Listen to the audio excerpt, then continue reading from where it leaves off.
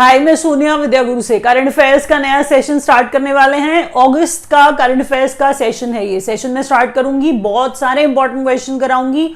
आप लोग एक आदत बनाइए, सिर्फ स्क्रीनशॉट मत खींचा करिए, लिखने की कोशिश करिए, कुछ नोट्स बनाइए, हाथ से लिखते हैं, क्वेश्चन ज्यादा याद होते हैं। सेशन जब मैं पढ़ा रही हूं तो आपको बोल रही हूं आप एक भी क्वेश्चन स्किप नहीं कर पाओगे। आप देख लीजिएगा, खुद आप पढ़ोगे, जितना भी टाइम आप मेरे साथ स्पेंड करोगे वो टाइम आपके लिए, एग्जाम के लिए आपके बहुत इंपॉर्टेंट होगा। ध्यान रखिएगा, आप एक भी सेकंड, एक भी मिनट वेस्ट नहीं करोगे। सेशन में स्टार्ट करूंगी, मैंने बहुत एफर्ट किया है, आपको देखते ही मेरे पेजेस सारे के सारे पता चल जाएंगे। तो मैं आपसे एक लाइक की उम्मीद जरूर करती हूं कि आप सेशन लाइक जरूर कर दोगे। चैनल को सब्सक्राइब करिएगा और साथ में बेल आइकॉन प्रेस करिएगा। चैनल को सब्सक्राइब करेंगे, बेल आइकॉन प्रेस करेंगे, तभी जब भी विद्या गुरु कोई नया सेशन अपलोड करेगा आपके पास उसका नोटिफिकेशन आ जाएगा, आप वो वीडियो सबसे पहले देख पाओगे। मैं ये सेशन स्टार्ट कर रही हूं, लेकिन आपको एक बात और बोल दूं, ये सेशन हिंदी मीडियम में है, वो आप खुद समझ पा रहे हो। लेकिन अगर आप इंग्लिश मीडियम में देखना चाहते हो, क्योंकि बहुत सारे स्टूडेंट्स हैं जो साउथ इंडिया और नॉर्थ ईस्ट इंडिया से हमें देखते हैं, तो उन स्टूडेंट्स के लिए we record a separate session in English medium, complete English medium. You can go and watch that English medium session because that is primarily recorded for our students from South India. That is primarily recorded for our students from Northeast India. Those who are unable to understand Hindi well.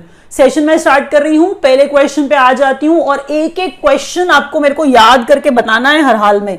Question पहला PM गति शक्ति के बारे में है। Question पढ़िए, नाम ही तो सबसे ज्यादा इंपॉर्टेंट है। पीएम गति शक्ति नाम है इसका, मास्टर प्लान है। आपसे एग्जाम में जो पूछा जाएगा, अनवेल किया है, आपके सामने लेके आए हैं। तो सबसे इंपॉर्टेंट बात यह है कि ये जो नेशनल इंफ्रास्ट्रक्चर है, इसको बूस्ट करने के लिए नेशनल इंफ्रास्ट्रक्चर को, अच्छा अगर एग्जाम में क्वेश्चन पूछ लिया जाए, नेशनल इंफ्रास्ट्रक्चर को बूस्ट करने के लिए कौन सा मास्टर प्लान लाया गया है हाल फिलहाल, तो उसका नाम होगा पीएम गति शक्ति। दोबारा अब एक बार इसको पढ़ के मीनिंग निकालते हैं। ₹100 लाख करोड़ ये इन्वेस्टमेंट है जो ये कर रहे हैं पीएम गति शक्ति में, पीएम गति शक्ति मास्टर प्लान में ये अनाउंस किया है। अब नेशनल इंफ्रा को बूस्ट करने के लिए किया है, ये याद रखना है। और ये 15 अगस्त को ही कर दिया गया था अनाउंस, ये आपको याद रखना है, क्योंकि 15 अगस्त को कोई चीज अनाउंस की जाती है तो और इंपॉर्टेंट और एग्जाम में आने लायक हो जाती है। To increase industrial productivity and jobs, industrial productivity को बढ़ाने के लिए, जॉब्स को बढ़ाने के लिए। हालत अभी आप जानते हैं सबको जॉब्स की जरूरत है, तो मैं आपको बता दूं ये सारी की सारी चीजों में सबसे इंपॉर्टेंट बात पीएम गति शक्ति, नेशनल इंफ्रा को बूस्ट करने के लिए। चलिए अब आगे बढ़ते हैं नेक्स्ट क्वेश्चन की तरफ। नेक्स्ट क्वेश्चन कहता है इंडियाज लार्जेस्ट फ्लोटिंग। अब यहां पे जब हम फ्लोटिंग पढ़ते हैं तो ज्यादातर बच्चे समझ जाते हैं कि हम सोलर पावर प्रोजेक्ट की बात कर रहे हैं। Solar power project commissioned by NTPC का ये प्रोजेक्ट है, ये हम समझ गए। एक बार दोबारा पढ़िए, इंडिया का largest floating solar power project है। किसने, कौन बना रहा है, किसने बनाया है? एनटीपीसी ने बनाया है। याद ये रखिएगा कि नाम जो होता है बनाने वाले का भी, कि कौन उसको एग्जिस्टेंस में ला रहा है, वो भी इंपॉर्टेंट होता है। तो एनटीपीसी का नाम इंपॉर्टेंट है। This 25 megawatt project is India's largest floating solar PV photovoltaic project. अब फोटोवोल्टेक प्रोजेक्ट है ये भी याद रखना है आपको। फोटोवोल्टेक प्रोजेक्ट है ये, 25 मेगावाट का प्रोजेक्ट है। देखिए ये याद रख सकते हैं तो ठीक है, अदरवाइज मैंने आपको बता दिया कि largest floating solar power project है, एनटीपीसी ला रहा है। कहां ला रहा है? लोकेशन सबसे ज्यादा इंपॉर्टेंट होती है हमेशा। आप 25 मेगावाट नहीं याद कर पा रहे हो, आप फोटोवोल्टेक नहीं याद कर पा रहे हो, that is all right, location सबसे इंपॉर्टेंट है। सिमहाद्री प्रोजेक्ट, लोकेशन मैंने क्या बताया आपको, मैंने बोला सिमहाद्री प्रोजेक्ट है, जगह क्या है? विशाखापट्टनम। विशाखापट्टनम कहां पर है? आंध्र प्रदेश में है। तो हमने कहा largest floating solar power project, हमने कहा नाम सिमहाद्री प्रोजेक्ट, और उसके बाद हमने क्या कहा? विशाखापट्टनम आंध्र प्रदेश में आ रहा है। अब अगले क्वेश्चन की तरफ बढ़ते हैं। अगला क्वेश्चन देखिए क्या है, नेशनल मोनेटाइजेशन पाइपलाइन अनवेल्ड। अच्छा, नेशनल मोनेटाइजेशन पाइपलाइन, अब ये कुछ दिन से आप लगातार इसके बारे में सुन रहे हो, लगातार इसके बारे में सुन रहे हो कि राष्ट्रीय मौद्रीकरण या फिर मुद्रीकरण की जो नीति है, मतलब मुद्रीकरण जो है की पाइपलाइन लाई जा रही है, तो इसमें क्या कर रहे हैं। देखिए 6 लाख करोड़ गवर्नमेंट को जेनरेट करना है, 6 लाख करोड़ गवर्नमेंट को जेनरेट करना है। तो जब इसका मौद्रीकरण किया जाएगा, जब इन एसेट्स का मोनेटाइजेशन किया जाएगा, जब इनको मोनेटाइज किया जाएगा, किनको मोनेटाइज किया जाएगा, monetisation of brown field projects, exam में पूछा जाएगा ये भी, किसको मोनेटाइज किया जा रहा है, तो ब्राउन फील्ड प्रोजेक्ट्स को मोनेटाइज किया जा रहा है। आधे बच्चे जिनको ये पता ही नहीं होगा कि ब्राउन फील्ड प्रोजेक्ट है क्या, तो ब्राउन फील्ड प्रोजेक्ट की जब हम बात कर रहे हैं तो जिनके अंदर इन्वेस्टमेंट हो चुकी है, जिनके अंदर इन्वेस्टमेंट हो चुकी है, हम कह रहे हैं वो ब्राउन फील्ड प्रोजेक्ट्स हैं। गवर्नमेंट अब इनको लीज पर दे करके, अब गवर्नमेंट इनको लीज पर दे करके प्राइवेट हाथों में डाल करके उनसे क्या अर्न करना चाह रही है, 6 लाख करोड़। देखिए कंट्रोल कह रहे हैं गवर्नमेंट के पास ही रहेगा, गवर्नमेंट के पास कंट्रोल रहेगा, लेकिन गवर्नमेंट इसको लीज पे देगी इन ब्राउन फील्ड प्रोजेक्ट्स को। प्रोजेक्ट्स में टॉप 3 सेक्टर्स हैं, ये भी ध्यान रखिएगा कि रोड्स की बात, रेलवेज की बात और पावर की बात की जा रही है। तो पावर, रेलवेज और रोड्स हैं ये 3 सेक्टर्स जिनको ये ब्राउन फील्ड प्रोजेक्ट्स कह रहे हैं, ये मेन है एक्चुअल में। और हम कह रहे हैं कि इनसे 6 लाख करोड़ जनरेट करेगी गवर्नमेंट। ये थी मोनेटाइजेशन प्लान गवर्नमेंट का, जिसका ड्यूरेशन बताया है इन्होंने 4 साल, फाइनेंशियल ईयर 22 से 25 के लिए, फाइनेंशियल ईयर 22 से 25 के लिए ये बताया जा रहा है। ड्यूरेशन भी आपको हर हाल में याद रखनी है। आप ये ध्यान रखिए, गवर्नमेंट जो भी स्कीम निकालेगी आपके एग्जाम में आने की पॉसिबिलिटी हमेशा सबसे ज्यादा रहेगी। आपको ये चीजें बहुत इंटरेस्टिंग नहीं लगती हैं, लेकिन मैं आपको बता दूं ये एग्जाम में सबसे ज्यादा आती हैं, तो आपके लिए पढ़ना बहुत ज्यादा जरूरी है। नेक्स्ट क्वेश्चन देखिए, आरबीआई ने इंपोज किया एटीएम कैश आउट पेनल्टी। अच्छा, अब आप ये सोच रहे हो कि आप एटीएम पे जाते हो और एटीएम पे जाने के बाद में आपको हमेशा ही ये मिलता है नो कैश, मिलता है ना, एटीएम पे कैश होता नहीं है। तो आरबीआई इसी चीज को दिमाग में रखते हुए उस एटीएम पर पेनल्टी लगाने की कोशिश, मतलब ट्राई कर रहा है। अब देखिए जरा ये पेनल्टी क्या है। तो आरबीआई इसी चीजों के ऊपर लेगा स्ट्रिक्ट एक्शन। आरबीआई पेनल्टी लगाने वाला है, चिंता मत करिए, आप पर पेनल्टी नहीं लगाई जाएगी। ये पेनल्टी एक्चुअल में बैंक के ऊपर, बैंक ने एटीएम बना रखा है, अगर उसमें कैश नहीं है तो इसका मतलब बैंक उस एटीएम को ठीक से मेंटेन नहीं कर रहा है, सीधी बात है ना। तो अब इस चीज के लिए एक्शन कैसे लिया जाएगा, cash out at ATM of more than 10 hours a month. एक पूरे महीने में अगर 10 घंटे से ज्यादा कैश आउट रहता है किसी एटीएम पर तो पेनल्टी देनी पड़ेगी। अब जरा देखिए, to attract a penalty of 10,000 per ATM, बहुत ज्यादा है, सीधी बात है। 10,000 पर एटीएम अगर 10 घंटे से ज्यादा पूरे महीने में, 10 घंटे से ज्यादा, 10 घंटे एक दिन की बात नहीं हो रही है, 10 घंटे से ज्यादा अगर एटीएम जो है पूरे महीने में कैश आउट रहता है तो 10,000 की पेनल्टी उस बैंक पर, उस बैंक के एटीएम पर लगेगी। तो हम कह रहे हैं ये कब से इंप्लीमेंट करने वाले हैं, 1 अक्टूबर 2021 से। इसमें क्वेश्चन जो पूछा जाता है वो क्वेश्चन पूछा जाता है कितने की पेनल्टी लगती। अब ये इंपॉर्टेंट बात है। अब जरा अगला क्वेश्चन देखिए, अगला important question, India's Afghan evacuation mission. Please ध्यान रखिए, ये इवैक्यूएशन मिशन चल रहा है, ये आप जानते हैं। तो अफगानिस्तान की बात, अफगान की बात करते हुए कि इंडिया को अपने लोग वहां से, अफगानिस्तान से निकालने हैं, तो इवैक्यूएशन मिशन इंडिया ने चलाया। खुद सोचो कि ये क्वेश्चन इंपॉर्टेंट है, एग्जाम में आने की पॉसिबिलिटी पूरी है, क्वेश्चन आएगा हर हाल में। India's evacuation mission from Afghanistan, operation Devi Shakti. अब आपसे एग्जाम में सिर्फ, आपने ये वीडियो नहीं देखा था, आपसे एग्जाम में सिर्फ पूछ लिया जाए कि ऑपरेशन देवी शक्ति किसके बारे में है, तो आप नहीं बता पाओगे। लेकिन अब आपने वीडियो देख लिया है, आप हर हाल में आंसर दोगे। ऑपरेशन देवी शक्ति अफगान इवैक्यूएशन प्लान है इंडिया का, हर हाल में याद रखिए। और अगला क्वेश्चन देखिए, India's first water plus city. अब आप कहोगे वाटर प्लस सिटी क्या होती है, कुछ अलग अलग ही नाम देते रहते हैं ये लोग, तो ये ऐसे क्वेश्चंस आते हैं, आपको पता होना चाहिए, थोड़ा अलग नाम देते हैं ताकि आपको याद करने में भी थोड़ा मुश्किल हो।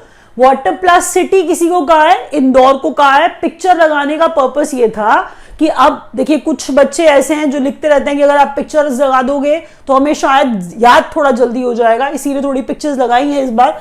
मैंने क्या कहा, इंडिया का first water plus city Indore, India first water plus city under the स्वच्छ सर्वेक्षण इंदौर। देखिए सिर्फ वाटर प्लस सिटी इंदौर को बोल दिया इंपॉर्टेंट था, लेकिन ये जो स्वच्छ सर्वेक्षण के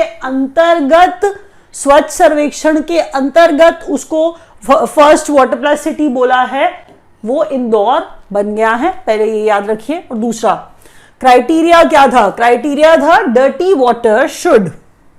dirty water should not go into any river or drain. Also 30% of sewer water must be recycled and reused. पढ़ते ही समझ में आ गया होगा।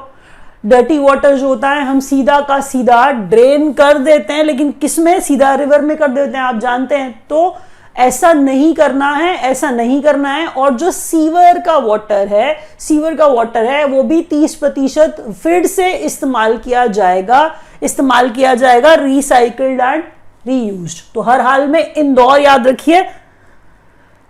Next question, new districts created in Chhattisgarh में नए डिस्ट्रिक्ट्स क्रिएट किए गए हैं।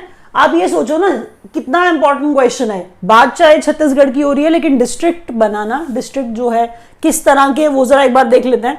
4 न्यू डिस्ट्रिक्ट्स विल बी, पहले मोहला मानपुर, दूसरा है शक्ति, मोहला मानपुर है शक्ति या फिर शक्ति कहिए से, फिर है सारंगगढ़ और बिलाईगढ़, और उसके बाद है Mahendragarh. Number of districts in Chhattisgarh now 32 districts नए 4 छत्तीसगढ़ में ऐड किए गए हैं। छत्तीसगढ़ के ही चीफ मिनिस्टर ने इसे अनाउंस किया था कि नए 4 डिस्ट्रिक्ट्स हैं जो हम छत्तीसगढ़ में ऐड कर रहे हैं। तो मैंने आपको ये कहा कि अब जो डिस्ट्रिक्ट्स हैं वो टोटल 32 हो गए हैं, और 4 जो नए डिस्ट्रिक्ट्स ऐड किए गए हैं उनका नाम पूछा जा सकता है। मैंने क्या कहा, मोला मानपुर, शक्ति, सारंगगढ़, बिलाईगढ़ और महेंद्रगढ़। नाम मुश्किल नहीं है, मुझे पता है आप 3-4 बार पढ़ोगे तो आपको पक्का याद हो जाएगा। कौन सी स्टेट ने हाल फिलहाल नए 4 डिस्ट्रिक्ट्स ऐड किए हैं, तो उसका नाम होगा छत्तीसगढ़। नेक्स्ट क्वेश्चन है programme to boost startup ecosystem. बहुत सारे ऐसे क्वेश्चन हम पढ़ते रहते हैं स्टार्टअप्स के बारे में। तो अब कह रहा है कि स्टार्टअप इकोसिस्टम को बूस्ट करने के लिए, उसे अच्छा करने के लिए, उसे फोस्टर करने के लिए कौन सा प्रोग्राम है, तो उस प्रोग्राम का नाम है समृद्ध। मेरे को नहीं लगता आपको ये वीडियो देखते देखते समृद्ध की फुल फॉर्म याद होगी, है ही इतनी अटपटी, लेकिन अब याद तो करना पड़ेगा क्योंकि एग्जाम में आने की पॉसिबिलिटी पूरी है। मैं कह रही हूं नेम ऑफ द प्रोग्राम समृद्ध, स्टार्टअप के लिए है, इसीलिए पहला जो एस है ना वो स्टार्टअप ही है, जो एस है वो स्टार्टअप है। इतना ही आपको अच्छा लगेगा, अब धीरे धीरे करके थोड़ा सा मुश्किल होता जाएगा।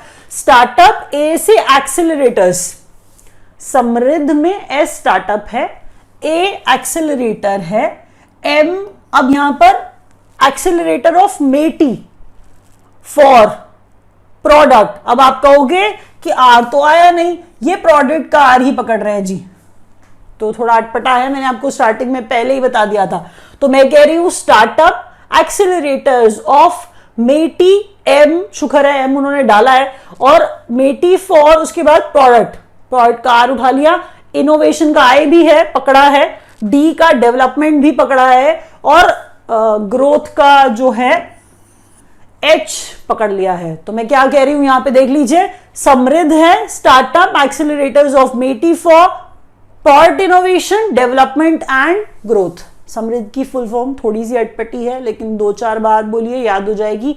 सबसे इंपॉर्टेंट बात देखिए, फुल फॉर्म ऐसी स्कीम्स की आती है, ये आपको पता है, आप एग्जाम दे के आते हो, लेकिन ये मैंने क्या कहा, समृद्ध किससे रिलेटेड है, समृद्ध का एस स्टार्टअप के बारे में है। तो स्टार्टअप को बूस्ट करने के लिए, स्टार्टअप के इकोसिस्टम को बूस्ट करने के लिए समृद्ध को लाया गया। अब अगर बात करें तो कौन ला रहा है, कितना पैसा लगा रहे हैं, कितने तक का आपको हेल्प करेंगे, तो तो फंडिंग अप टू 40 लाख, यहां पे ध्यान रखिएगा, फंडिंग अप टू 40 लाख। अब आप सोच रहे होगे 4 करोड़ 5 करोड़, नहीं जी, 40 लाख का फंडिंग है, ये बताया जा रहा है, और वो भी अप टू। उसके बाद ministry of electronics and IT, देखिए ऐसी चीज इसीलिए बताई जा रही है क्योंकि जब कोई लॉन्च करता है, कोई मिनिस्ट्री जब उसे लॉन्च करती है, ministry of electronics and IT ने जैसे इसे लॉन्च किया, तो हम ministry of electronics and IT के मिनिस्टर अश्विनी वैष्णव का नाम भी याद करेंगे पक्का से, अश्विनी वैष्णव, इलेक्ट्रॉनिक्स एंड आईटी मिनिस्टर। उसके बाद मैंने आपको क्या बोला था, स्टार्टअप वाला समृद्ध। अगला question, fund for export oriented MSME, MSMEs हम जानते हैं माइक्रो स्मॉल मीडियम एंटरप्राइजेस हैं, तो fund for export oriented MSMEs 250 crore का फंड है export oriented small mid sized companies के लिए। उभरते सितारे, जरा पिक्चर देखिए, निर्मला सीतारमन खड़ी है जिस पोडियम पे, उसके बाहर भी आपको लगा हुआ दिख रहा होगा, क्या लगा हुआ है देखिए जरा। तो fund for export oriented MSME 250 crore उभरते सितारे के लिए फंड है, ये आपको याद रखना है यहां पर। और by EXIM bank and SIDBI, जब कोई इन्वेस्टमेंट कहीं की जा रही है तो इन्वेस्टमेंट कोई करेगा ना, तो इन्वेस्टमेंट कौन कर रहा है, एक्सपोर्ट इंपोर्ट बैंक है और सिडबी है, एक्सपोर्ट इंपोर्ट बैंक है और सिडबी है। उभरते सितारे फंड का नाम है। अगर आपसे पूछे कोई उभरते सितारे फंड किसके बारे में है, तो वो एक्सपोर्ट ओरिएंटेड एमएसएमईज के लिए फंड है। अगला क्वेश्चन देखिए, अब है flag bearer at Tokyo Paralympics. पहले तो ओलंपिक्स नहीं बोल रही हूं मैं, पैरालंपिक्स बोल रही हूं, आप लोग थोड़ा सा कंफ्यूज हो सकते हैं, इसीलिए पिक्चर डाली है आपको दिखाने के लिए, ताकि आपको ये याद रहे पैरालंपियन ही है ना, पैरालंपियन ही है ये। तो इंडिया के flag bearer at Tokyo Paralympics, Tek Chand नाम है इनका। तो पैरालंपिक्स में इंडिया के फ्लैग बेरर टेक चंद, और यहां पर देखिए Tek Chand is a javelin thrower and shot putter. देखिए अगर आपसे एग्जाम में सिर्फ ये पूछ लिया जाए कि टेक चंद कौन है, आप नाम आपने सुना ही नहीं होगा, आप जानते ही नहीं होगे, तो कौन है वो, मैंने क्या कहा, जैवलिन थ्रोअर हैं। उसके बाद मैंने आपको कहा वो शॉट पुटर हैं। इनका नाम पूछा क्यों जा रहा होगा और ये करंट अफेयर्स से क्यों रिलेटेड होगा, आपको मैंने ये भी कारण बता दिया, क्योंकि पैरालंपिक्स के अंदर ये फ्लैग बेरर रहे। अगला question, India and Qatar joint naval exercise, ध्यान से सुनिए, काफी नेवल एक्सरसाइजेस अभी इंडिया ने की है, जो इंपॉर्टेंट मुझे लगी हैं मैंने इस सेशन में डाली हैं। आगे वाले सेशंस में भी हम कुछ और नेवल एक्सरसाइजेस देखेंगे। अभी इंडिया और कतर जॉइंट नेवल एक्सरसाइज हुआ है। कंट्री का नाम हर हाल में याद रखिए कि इंडिया ने कतर के साथ एक नेवल एक्सरसाइज किया है। Name of the joint naval exercise, अब इंडिया और कतर के बीच में होने वाली नेवल एक्सरसाइज का नाम था जायर अल बाहर, जायर अल बाहर, ये एक्सरसाइज का नाम है। अब जब बात कर रही हूं मैं वेन्यू की, तो वेन्यू क्या है, वेन्यू है पर्शियन गल्फ, वेन्यू क्या है, Persian gulf. Ship INS Trikand, ये आईएनएस त्रिकंड जो है इसने पार्टिसिपेट किया था किसके बीच में, हमने क्या कहा, जो कतर और इंडिया के बीच में एक्सरसाइज हुई है उसमें। दोबारा सुन लीजिए, पर्शियन गल्फ में एक्सरसाइज हुई, इंडिया और कतर के बीच में हुई। जायर अल बाहर उसका नाम है, और आईएनएस त्रिकंड है जो पार्टिसिपेट जिसने किया है इंडिया की तरफ से। तो नया क्वेश्चन देखिए, नेक्स्ट क्वेश्चन देखिए। नेक्स्ट क्वेश्चन है बायलैटरल नेवल एक्सरसाइज इंडिया और बहरीन के बीच में। मैंने कहा था कि आज हम नेवल एक्सरसाइज पढ़ेंगे कुछ, तो इंडिया और बहरीन के बीच में हमने क्या कहा, नेवल एक्सरसाइज है। और ये एक्सरसाइज का जो वेन्यू है वो है मनामा, बहरीन, पर्शियन गल्फ। तो बहरीन में जगह है मनामा, और हम कह रहे हैं अगर आप पानी तो होना चाहिए ना जहां पर नेवल एक्सरसाइज होगी, तो वो पर्शियन गल्फ है। और हमारी तरफ से आईएनएस कोची जो था वो पार्ट ले रहा था इंडिया और बहरीन वाली एक्सरसाइज में। अगला क्वेश्चन देखिए, अगला क्वेश्चन क्या है, next question, India and UK bilateral naval exercise. फिर बोल रही हूं, बहरीन वाली पढ़ी, कतर वाली पढ़ी, अब पढ़ रहे हैं हम लोग बायलैटरल एक्सरसाइज इंडिया और यूके के बीच में। तो इंडिया और यूके के बीच में exercise, name of bilateral naval exercise between India and United kingdom, exercise Konkan. Exercise Konkan, याद रखिएगा कि कोंकण एक्सरसाइज किसके बीच में होती रहती है ये एक्सरसाइज, इसीलिए इंडिया और यूके के बीच में। आगे के लिए भी आपके लिए तैयारी हो जाएगी, याद रहेगा आपको। तो एक्सरसाइज कोंकण इंडिया और यूके के बीच में। वेन्यू क्या है? वेन्यू है इसका पोर्ट्समाउथ। पोर्ट्समाउथ यूके में है, यूनाइटेड किंगडम में है। और जो शिप इंडिया की तरफ से गया वो शिप का नाम है शिप तबार, INS तबार। हम कह रहे हैं INS तबार जो है शिप का नाम है। वेन्यू पोर्ट्समाउथ था, किसका? कोंकण एक्सरसाइज का, कोंकण एक्सरसाइज का, याद रखिएगा। नेक्स्ट क्वेश्चन देखिए, कॉन्स्टिट्यूशन 105th अमेंडमेंट एक्ट। कोई बिल है, एक्ट बन गया है, पार्लियामेंट ने उसे पास कर दिया है। तो 105वें नंबर का ये अमेंडमेंट अब एक्ट बन गया है। तो 105वें नंबर का अमेंडमेंट हुआ, आपसे पूछा जाए हम क्या कह रहे हैं, तो 105वें नंबर का अमेंडमेंट कॉन्स्टिट्यूशन का act, constitution 105th amendment act 2021, ये पावर रिस्टोर करता है। किसकी पावर रिस्टोर करता है? आइडेंटिफाई करना है, स्पेसिफाई करना है सोशली इकोनॉमिकली बैकवर्ड क्लासेस को, SC BCs को। और ये किसको रिस्टोर, किसके पास पावर को रिस्टोर किया है? स्टेट गवर्नमेंट के पास इस पावर को रिस्टोर किया है 105वें नंबर के अमेंडमेंट बिल से। तो हम क्या कह रहे हैं? अमेंडमेंट एक्ट से। तो स्टेट गवर्नमेंट की पावर को रिस्टोर करता है कि वो बैकवर्ड क्लास को, सोशली और इकोनॉमिकली बैकवर्ड क्लास को क्या करें? आइडेंटिफाई करें और स्पेसिफाई करें। अगला क्वेश्चन देखिए, नंबर इसमें इंपॉर्टेंट था, नंबर याद रखिएगा। उज्ज्वला स्कीम की बात कर रहे हैं, उज्ज्वला 2.0 की बात कर रहे हैं, ध्यान से सुनिएगा। लॉन्च किया है इसको, हम कह रहे हैं यहां पे महोबा यूपी की बात हो रही है, ध्यान से सुनिएगा। उज्ज्वला 2.0, इसका मतलब 1.0 पहले हो चुका है, 2 सेकेंड एडिशन है, दूसरे नंबर वाला है। लॉन्च किया गया है इसे महोबा में। आपसे पूछ लिया जाए महोबा कहां है, तो यूपी में है। LPG connections, Ujjwala scheme launch in 2016, actual में 2016 में उज्ज्वला स्कीम को लॉन्च किया गया था। LPG connection provided under Ujjwala scheme 1.08 crore. अब यहाँ पे डिस्टिंक्शन ड्रॉ करिए कि सेकेंड एडिशन वाले की बात नहीं कर रहे हैं, पहले वाले उज्ज्वला में आपको बता रहा है 2016 में इसे लॉन्च किया गया था। थोड़ा बैकग्राउंड आपको बता रही हूं। और 8 करोड़ जो है यहां पर कह रहा है 1.0 के तहत के अंतर्गत प्रोवाइड किए गए थे LPG कनेक्शंस, ये फर्स्ट वाले में। अब हम बात कर रहे हैं सेकंड वाले की। LPG कनेक्शंस अंडर उज्ज्वला 2.0 अभी तक कह रहे हैं कि 1 करोड़ कनेक्शन जो है ये दे दिए जाएंगे। और Ujjwala 2.0 to also provide first refill and hot plate free. यहां पर टारगेट की बात हो रही है, कह रहे हैं कि जो फर्स्ट वाला है उसमें 8 करोड़ दिया गया था, लेकिन जो सेकेंड वाला है उसमें कह रहे हैं कि उसके अंतर्गत हम सेकेंड एडिशन वाले के अंतर्गत 1 करोड़ कनेक्शन देंगे। तो 1 करोड़ कनेक्शन देंगे और इसमें ये कह रहा है कि 2.0 में हम पहला रिफिल और हॉट प्लेट भी क्या देने वाले हैं? फ्री देने वाले हैं। याद रखिएगा उज्ज्वला स्कीम इंपॉर्टेंट होती है। सेकेंड एडिशन में क्या टारगेट रख रहे हैं, क्या फ्री दे रहे हैं, वो सब आपको याद रखना है। First state to implement NEP 2020, 2020 वाला नेशनल एजुकेशन पॉलिसी, 2020 वाला नेशनल एजुकेशन पॉलिसी।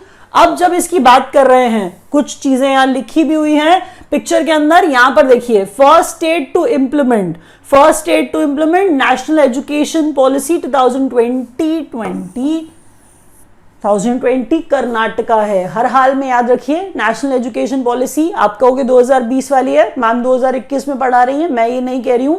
जब नेशनल एजुकेशन पॉलिसी लाएंगे तो कोई ना कोई स्टेट इसे इंप्लीमेंट करेगा। स्टेट इसे इंप्लीमेंट करेगा, और इंप्लीमेंट करेगा तो कौन सी स्टेट सबसे पहले इंप्लीमेंट करेगी वो वैसे भी फेमस हो जाएगी। कर्नाटका है वो स्टेट, हर हाल में इसे याद रखिए। National education policy 2020 first state जिसने इस NEP को एक्सरसाइज किया है, मतलब इंप्लीमेंट कर लिया है, वो कर्नाटका है। अगला क्वेश्चन देखिए, first state to offer smart health cards. ये बहुत बड़ी बात है, बहुत बड़ी बात है, यहां पे ध्यान से पढ़िए और नंबर देखिए कितना बड़ा है। तो स्मार्ट हेल्थ कार्ड्स है, कोई स्टेट है जो स्मार्ट हेल्थ कार्ड्स दे रही है। इंडिया का first state to provide smart health cards to citizens, Orissa. Orissa state जो है अपने उड़ीसा के स्टेट के लोगों को क्या दे रही है? स्मार्ट हेल्थ कार्ड्स दे रही है। उड़ीसा की बात हो रही है, बार बार बोल रही हूं। कवर 3.5 करोड़ पीपल इसके अंदर कवर होंगे। आपसे पूछा जाएगा ना कि नाम क्या है, नाम क्या है उस जिसके अंतर्गत क्या मिल रहे हैं? हेल्थ कार्ड्स मिल रहे हैं। तो बीजू स्वास्थ्य कल्याण योजना, बीजू स्वास्थ्य कल्याण योजना डेवलपमेंट में नाम दिया जाता है। तो हम कह रहे हैं बीजू स्वास्थ्य कल्याण योजना इसका नाम है, जिसके अंतर्गत, जिसके अंडर हम कह रहे हैं कि फर्स्ट स्टेट बन गई है उड़ीसा जो स्मार्ट हेल्थ कार्ड्स देगी अपने सिटीजन्स को। हर हाल में याद रखिए, बीजू स्वास्थ्य कल्याण योजना किसकी है? उड़ीसा की है। हमने क्या कहा था? फर्स्ट स्टेट है जो ऐसा कर रही है, ऐसे हेल्थ कार्ड जो है वो ऑफर कर रही है। अगला क्वेश्चन देखिए, Indian wetlands added to Ramsar list. अब रामसर साइट्स होती हैं, आपने पढ़ा होगा, हम अपने कोर्स में डिटेल में रामसर साइट्स पढ़ाते हैं। तो रामसर साइट्स जो है वेटलैंड्स आपने सुने होंगे, आपने बायोस्फीयर रिजर्व सुने होंगे, आपने नेशनल पार्क सुने होंगे। तो वैसे ही जैसे नेशनल पार्क, बायोस्फीयर रिजर्व्स आप सुनते हो, वैसे ही वेटलैंड्स भी होते हैं। तो वेटलैंड्स फ्लडेड विद वाटर, हम कह रहे हैं चाहे ब्रैकिश वाटर हो, फ्रेश वाटर हो, वेटलैंड्स में पानी होता है, नाम से आपको पता चल रहा है। हम कह रहे हैं कि वेटलैंड्स में बहुत डिस्टिंक्ट यूनिक तरह के एनिमल्स, यूनिक तरह की के प्लांट्स मिल जाते हैं। ऐसी चीजों को बहुत अच्छे से प्रिजर्व किया जाना होता है। वेटलैंड साइट्स को के प्रिजर्वेशन की जब बात हो रही है तो एक रामसर कन्वेंशन होता है जो ईरान से रिलेटेड, आपको ये पढ़ाया गया होगा कभी अगर आप ज्योग्राफी पढ़ते हो तो थोड़ा सा सिर्फ इतना बता रही हूं कि रामसर एक जगह है ईरान में। 1971 में रामसर साइट जो है, ऐसा ये जो बनाया जाता है, क्यों बनाया जाता है और रामसर नाम कहां से आया था? तो रामसर साइट, रामसर जो है एक्चुअल में ईरान में एक जगह है। कन्वेंशन वहीं पर इन वेटलैंड्स के ऊपर कन्वेंशन उसी जगह पर साइन हुआ था, इसीलिए इसे रामसर कन्वेंशन बोल दिया जाता है, रामसर कन्वेंशन बोल दिया जाता है, रामसर साइट्स बोल दिया जाता है। तो रामसर साइट जो है उन्हें प्रिजर्व किया जा रहा है। 1971 में साइन किया गया, 1975 में उसे इफेक्ट में लाया गया। तो अब रामसर साइट जो है इंडिया के अंदर कितनी है, जहां पर हम वेटलैंड्स के प्रिजर्वेशन की बात कर रहे हैं, तो अभी हम कह रहे हैं 46 रामसर साइट्स इंडिया में हो गई हैं, रामसर साइट्स। और मैं कह रही हूं India wetlands added to Ramsar list. Indian wetlands added are Thol, Gujarat. देखिए रीसेंट एडिशंस हमेशा इंपॉर्टेंट होंगे।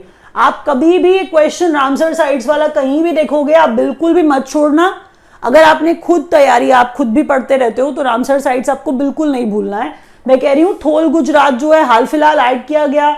हम कह रहे हैं वाधवाना, वधवाना जो है गुजरात में एक जगह है, सुल्तानपुर हरियाणा में, और बींदावास हरियाणा में जगह है। तो ये 4 नई साइट्स हैं जो रामसर साइट्स में ऐड हुई हैं, जिसके बाद अब रामसर साइट्स का टोटल इंडिया का 46वां हो गया है।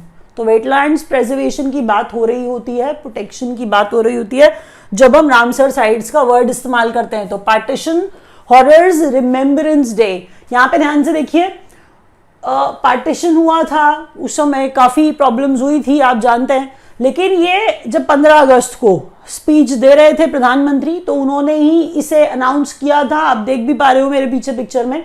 तो पार्टीशन हॉरर्स रिमेम्बरेंस डे आपसे पूछा जाएगा ना ये कब मनाया जाएगा, तो हर 14 अगस्त को या तो इसे पार्टीशन हॉरर्स रिमेम्बरेंस डे बोलिए या फिर विभाजन विभीषिका स्मृति दिवस, विभाजन विभीषिका स्मृति दिवस, क्योंकि वो जो डे था, जो हॉरर फेस किया उस समय लोगों ने, तो उसको याद करते हुए 14 अगस्त को हम मनाएंगे क्या? Partition horrors remembrance day. अगला क्वेश्चन देखिए,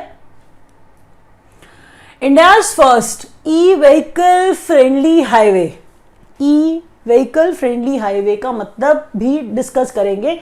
ई व्हीकल आप जानते हैं, तो ये आप समझ गए होंगे, ई व्हीकल आप सब जानते हो। तो इंडिया का पहला ऐसा हाईवे जो ई व्हीकल फ्रेंडली है, कौन सा highway? Delhi Chandigarh highway.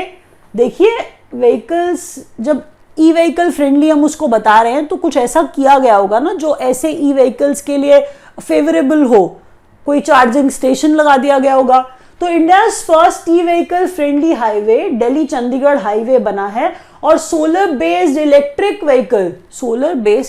Vehicle charging station setup under FAME-1। अब फेम का भी फुल फॉर्म है, एग्जाम में आ सकता है, आपको ये भी याद करना पड़ेगा। जो मैं कह रही हूं उसे ध्यान से सुनिए। मैंने आपको कहा था दिल्ली चंडीगढ़ हाईवे है पहला ई व्हीकल फ्रेंडली हाईवे, हम कह रहे हैं दिल्ली चंडीगढ़ हाईवे। और मैं यहां पे कह रही हूं आपको कि FAME-1 के तहत वहां पे चार्जिंग स्टेशन जो है बनाए गए हैं। फेम का full form faster adoption and manufacturing of hybrid and electric vehicles in India. F क्या था? फास्टर था। फास्टर, ए क्या था? एडॉप्शन था। एम क्या था? मैन्युफैक्चरिंग था। मैन्युफैक्चरिंग किसका? क्योंकि किसी का होगा ना, तो manufacturing of hybrid and electric, e electric, तो यहां पर इलेक्ट्रिक व्हीकल्स इन इंडिया इसका फुल फॉर्म था। इंपॉर्टेंट बात देखिए यहां पर, minister of heavy industries Mahendra Nath Pandey. जब भी क्वेश्चन किसी मिनिस्ट्री से रिलेटेड होगा तो उसके मिनिस्टर का नाम हर हाल में याद रखिए, महेंद्र नाथ पांडे हैं ये, जो मिनिस्ट्री ऑफ हेवी इंडस्ट्रीज वाले हैं, जो उसे संभालते हैं। अगला क्वेश्चन देखिए, PM Daksh portal and app launched. पढ़ के पता चल रहा है ना आपको, क्वेश्चन एग्जाम में आने वाला है, हर हाल में आने वाला है। दक्ष के लिए इसके बारे में भी एक बार बात करेंगे। तो PM Daksh portal and app launched, start कहां से कर रहे हैं? हम कह रहे हैं PM Daksh portal app launched by what? By which ministry? तो by social justice and empowerment ministry ने, social justice and empowerment ministry ने दक्ष को लॉन्च किया। Social justice and empowerment ministry ने दक्ष को लॉन्च किया। इंपॉर्टेंट दक्ष की अब यहां पे जो हम बात करने वाले हैं डिटेल में उसको डिस्कस कर रहे हैं। फुल फॉर्म को प्रधानमंत्री, पीएम प्रधानमंत्री है वो हम जानते हैं। दक्षता, ये दक्ष से दक्षता, ये तो आसान है ना, प्रधानमंत्री, पीएम प्रधानमंत्री, दक्ष से दक्षता। अब दक्ष को भी तोड़ रहे हैं आगे, दक्षता और कुशलता, थोड़े सेम से वर्ड्स हैं, इतनी हिंदी हम सबको आती है तो हम जानते हैं दक्षता है और कुशलता है, दक्षता है और कुशलता है। ये डी है और ये के है, दक्षता और कुशलता। संपन्न हितग्राही। अब ये हमने पीएम दक्ष का फुल फॉर्म पढ़ा है, एच हितग्राही है, एस जो है संपन्न है, के जो है कुशलता है, ए जो है यहां पर आपको दक्षता में से खुद ही उठाना पड़ेगा कि वो लास्ट वाला ए आप पकड़ लो। तो मैं क्या कह रही हूं, प्रधानमंत्री, दक्षता और कुशलता, संपन्न हितग्राही। फिर से मिनिस्टर का नाम आया है, मिनिस्टर जो हैं social justice and empowerment ministry के, social justice and empowerment ministry के मिनिस्टर कौन? डॉक्टर वीरेंद्र कुमार। नाम क्या है इनका? Doctor Virendra Kumar. Next question देखिए, चलिए आज का लास्ट क्वेश्चन बढ़ते हैं। आज का लास्ट क्वेश्चन देखिए, न्यू गवर्नर्स अपॉइंट हुए हैं। पहले अगर आप देखोगे तो मणिपुर के गवर्नर की बात हम कर रहे हैं जो अपॉइंट हुए हैं। दूसरा हम बात कर रहे हैं कि किसी को एडिशनल चार्ज दिया गया है, वो मिजोरम के गवर्नर का चार्ज दिया गया है। किसको? नाम क्या है? नए गवर्नर्स इंपॉर्टेंट होते हैं, एग्जाम में आते हैं। पहला क्या है? नए गवर्नर कहाँ के? ला गणेशन जो है इन्हें अपॉइंट किया गया है। किसका गवर्नर? इनको अपॉइंट किया गया है मणिपुर का गवर्नर। तो मणिपुर के गवर्नर नए ला गणेशन। नेक्स्ट देखिए, अरुणाचल प्रदेश गवर्नर जो है, इसका मतलब ये जो बीडी मिश्रा है ये पहले से ही अरुणाचल प्रदेश के गवर्नर हैं। इन्हें एडिशनल चार्ज दिया गया है। इन्हें अब एक्चुअल में इन्हें मिजोरम का भी चार्ज संभालने को दे दिया गया है। मतलब अब से ये अरुणाचल प्रदेश और मिजोरम दोनों के ही गवर्नर होंगे। कौन? बीडी मिश्रा। यहाँ पे मैं रैप अप कर रही हूँ। आप लोगों को समझ में आया हो लाइक का बटन दबाइएगा, नहीं समझ में आया हो इंग्लिश वाले सेशन पे स्विच कर दिया। Thank you so much for watching.